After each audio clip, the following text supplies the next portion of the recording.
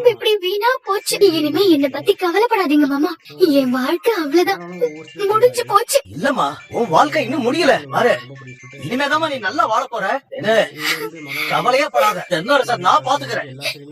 நீ உன் புள்ளைய நல்லபடியா பெத்து என் கையில கொடு. அந்த புள்ளைய நான் சிங்க மாதிரி வளர்த்து காட்டுறேன். நம்ம குடும்பத்தோட வாரிசை நீ சுமந்துகிட்டு இருக்கேன்னு இந்த நேரத்துல நீ கவலையே படக்கூடாது. நீ எப்பவும் போல சந்தோஷமா இருக்கணும்.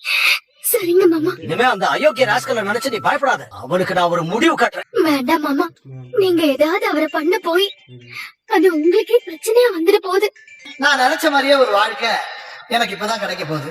வைஷு எவ்வளவு அழகா இருக்கா, தேனுதான் இருக்க, பார்க்கவே அருவருப்பா.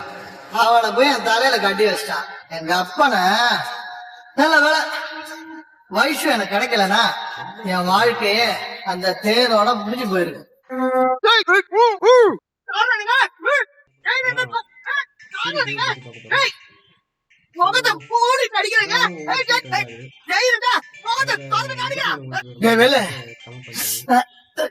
என்ன தூக்கிட்டு வந்து அடிக்கிற அளவுக்கு ஆயிட்டீங்களா?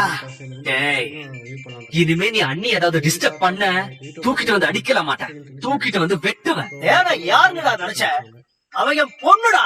அவளை 3 நாளா வச்சு சித்திரவதை பண்ணிருக்கேன். அதே மாதிரி உன்னையும் தூக்கி போட்டு ரூம்ல வச்சு டார்ச்சர் பண்ண எவ்வளவு நேரம் ஆகும்? ஒழுங்கா இருந்துக்க. பெத்த புள்ள நீ இத்தோடு விட்டு போற.